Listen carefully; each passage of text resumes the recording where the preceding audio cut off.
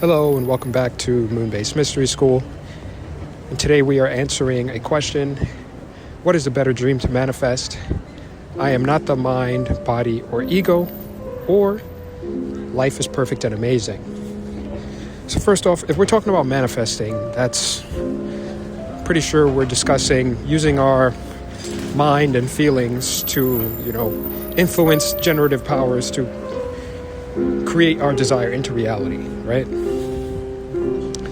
So that's using powers of mind, body, and ego.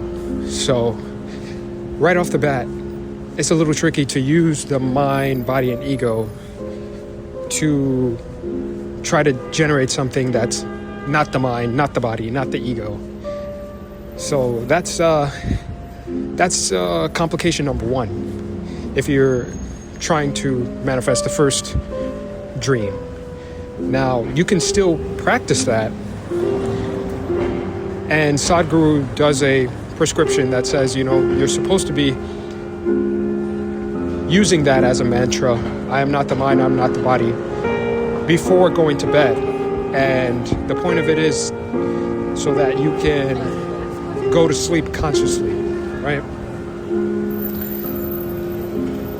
So that's his prescription. The way that I've used it was doing it 10 minutes before bed in one of my meditation blocks. I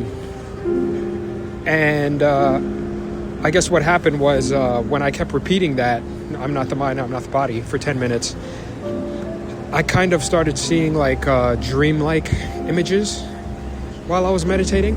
So that sort of made me question who I was. If I'm not the mind and I'm not the body, and I'm being shown these just dreamlike images, is that who I really am?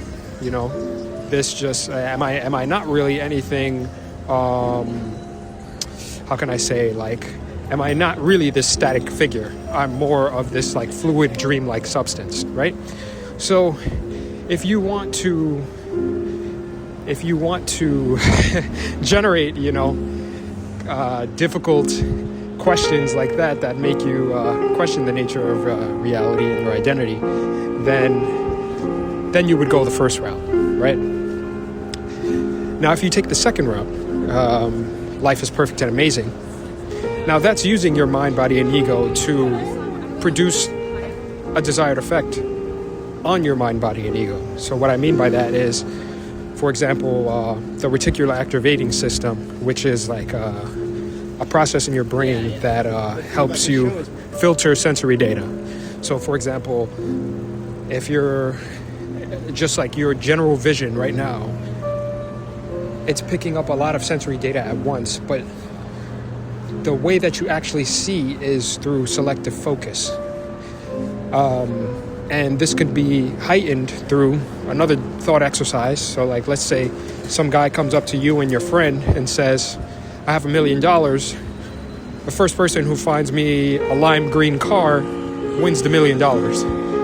You're going to be running around the streets with that selective focus of finding that lime green car so you can get that $1 million, right? So when you're doing these manifestation practices trying to impress the subconscious mind to tap into the generative power, that is precisely what you're sort of doing. So if you're impressing on your mind that life is perfect and amazing, you're using your reticular activating system to find evidence of life being perfect and amazing. And then that's going to start generating a positive feedback loop. Not only your conscious mind is going to be looking for evidence, but your subconscious mind will be manifesting things and magnetizing things to you, so that you can also, confirm your inner belief that life is perfect and amazing. So that's how the process works. So if we're asking which dream to manifest is going to produce the highest return, well, the most available return, the easiestly available return would be the second one: life is perfect and amazing, because that's easier for your mind to understand. But if you're going to use the first one, that's more of a spiritually contemplative meditation that's sort of outside the mind, outside the body, outside the ego. Your mileage may vary. You can do both. 90% of your conscious waking or life could be repeating that mantra while you're out in the street, just eating your food, taking a shower. You could be saying life is perfect and amazing 99% of the time, but that 1% when you wake up in the morning or you're going to bed at night, then you can say I'm not the mind, I'm not the body, I'm not the ego, so that you can deprogram from, even though how fun it is to be on that merry-go-round of life being perfect and amazing, you still have to give that little bit of time at the end of the day or at the beginning of the day to remind yourself that, hold on, all this is just a game, it's just a dream.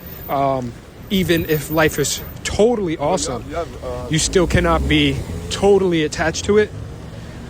So I think both practices are good, but they're good in certain doses. So I think you should do both. I think that's the most balanced approach. So try that out and hope that helps. Any more questions that you have, just shoot me a comment and we'll get another video up. All right, Moonbase out.